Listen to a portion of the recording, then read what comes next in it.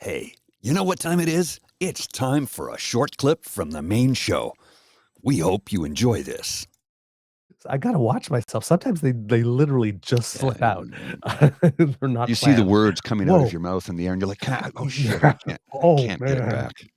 We've all had those moments. Shit, that was bitchy. Sorry. Pardon me.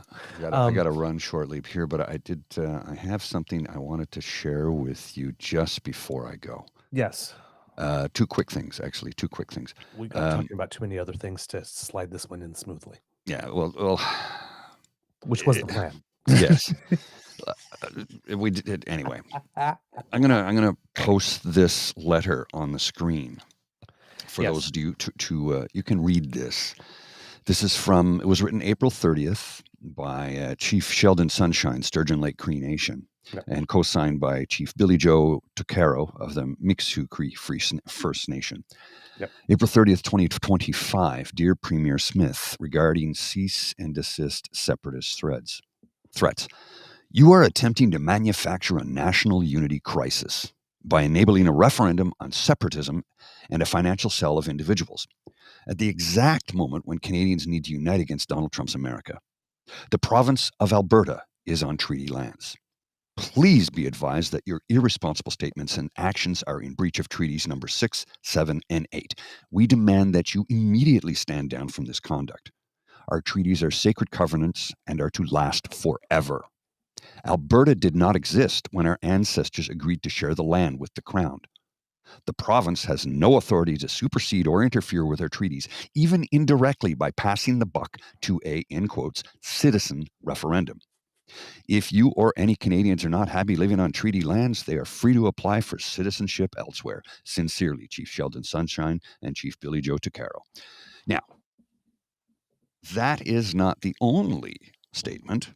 And number one, I had somebody yesterday said, we're going to have a vote on separation. I go ahead, but you can't do it. Go ahead. You're on treaty lands.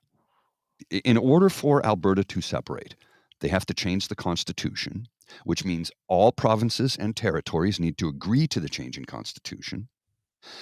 Alberta has to have an agreement with the federal government to separate. That's the second thing. Okay. That's three things, actually. Change the constitution, have everybody sign on to yes. Alberta has to deal with the federal government. And the fourth thing, or fifth thing, is that I don't even know how many it is now.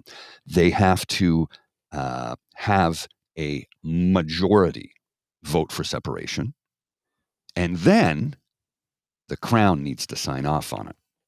And I'll tell you right now, the Crown will not do that. You can have your vote, but it's never going to happen. The Crown will not sign off treaty lands to Albertans. It's just not going to happen. You do need to understand that the king, whether you like the monarchy or not, is very much in support of Indigenous people because he knows what his family did. He is not going to hand over any treaty lands to anybody. It's just not going to happen. And as the chief said, I'll reread it again. These treaties are sacred covenants and are to last forever. Alberta did not exist when our ancestors signed these treaties. So remember that. Now, we have another letter. Treaty 8 decree. This one a little bit longer, so I'll read this too. News release. The First Nations of Treaty 8 statement on federal election. The First Nations of Treaty 8 of Alberta acknowledge the results of the 2025 federal election and extend congratulations to the incoming federal government. The First Nations of Treaty 8 are sovereign nations with rights enshrined in Treaty Number 8, and we expect the new leadership to work in genuine partnership, honoring the true spirit and intent of Treaty Number 8 and advancing meaningful reconciliation through action, not words. For too long, successive governments have failed to uphold their legal and moral obligations to our inherent and treaty rights. Our First Nations continue to face systemic barriers, underfunding, and threats to our lands, water, and way of life. The new federal government must understand that reconciliation is not optional. It is a constitutional, legal, and human imperative. We remind the new government the treaty obligations are not political issues.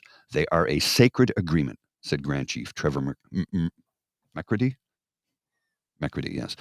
We expect those obligations to be respected in full. The era of making decisions for us and without us must end. We will not stand by while governments attempt to erode or rewrite the promises made to our people.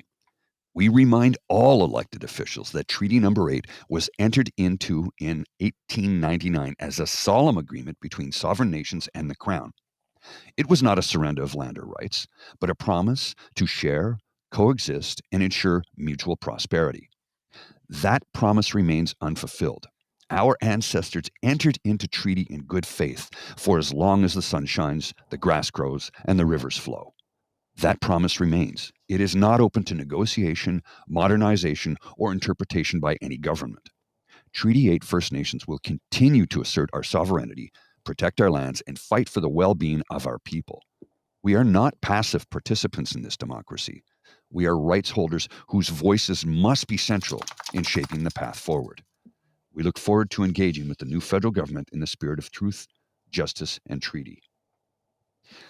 For more information, please contact Jamie Coe, Chief Administrative Officer, Treaty 8 First Nations of Alberta. So, yeah, that's what we call laying down the law, making the statement. Daniel Smith, you can talk about having a referendum. You can even have one, but separation is simply not going to happen. It's not. It's a grift. It's complete This is a grift. She's going to fundraise off this left, right, and center. We've seen this before. It's elected Senate all over again. This is just, She's promising something she can't deliver. And did I not say yesterday on the show, right? The con bullshit English translation. I'm not going to do anything to advance separation. I'm just going to create as they used to say in Quebec, the winning conditions for something to happen about separation. And then she passed this thing where she lowered the threshold for the number of signatures that you need to get a citizen generated referendum on them. And she cut it by a lot. Right? Oh, yeah. So I think they said 165,000 signatures. I'm like, but there's 5 million people that lived, almost 5 million people that live there. So you're going to say a tiny, tiny minority get to decide what the rest of us do? Oh, okay, sure. Yeah. Let me know how that works out. To put it on the ballot, right? Yeah. To get it's the opposite thing that happened in the United States. In the United States, there was, I think it was the state of Ohio that wanted the citizens wanted to put a pro abortion thing on the ballot, and then the state turned around and said, "Well, wait! Before you do that, let's do our citizen motion first." And that citizen motion is that in order to overturn or to get a citizen motion passed, it has to be a 60% vote rather than 50% vote. Yeah.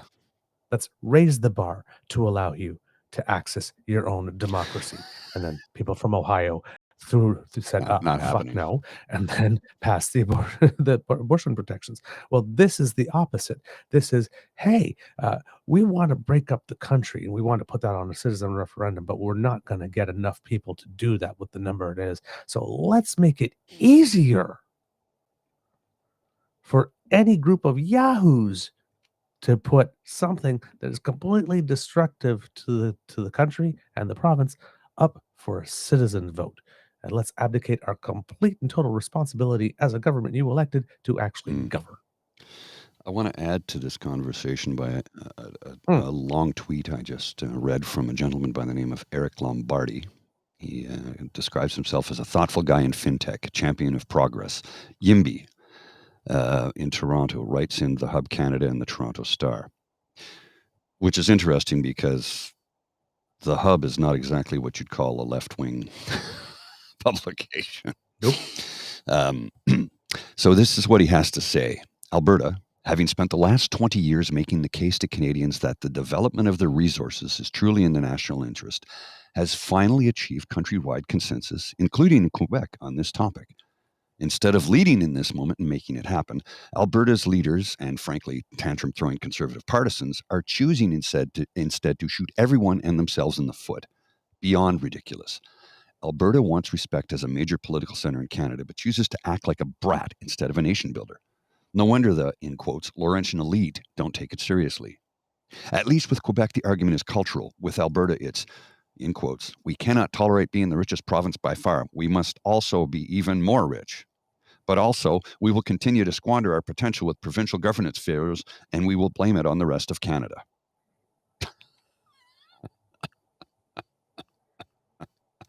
Hmm? Hmm?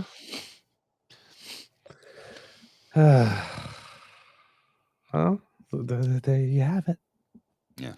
There you have it. So yeah, listen.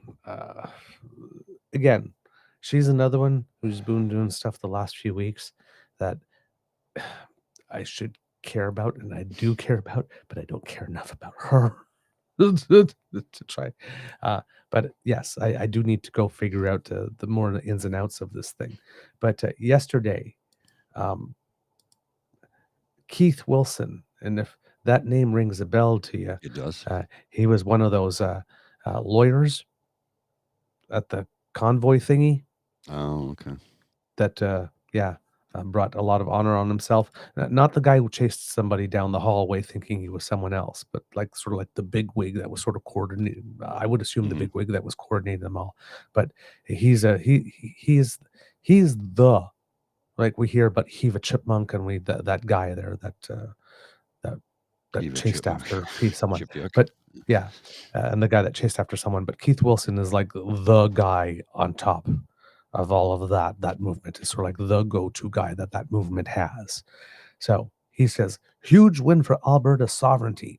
Premier Smith updated Citizen Initiative Act slashes the referendum signature requirement from 600,000 to just 177,000.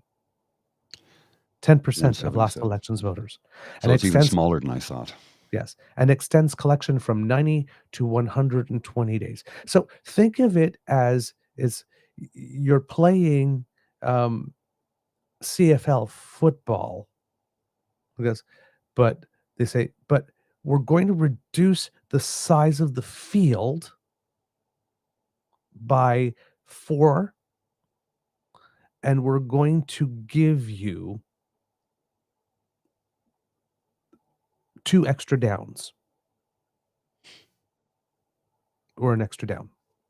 So yeah, we're going to shrink the size of the field by 4, but give you an extra down. The score of this game is 196 to Yeah. like, it's, but she's not going to do anything to promote a referendum at all. Just encourage it, not promote Like, it.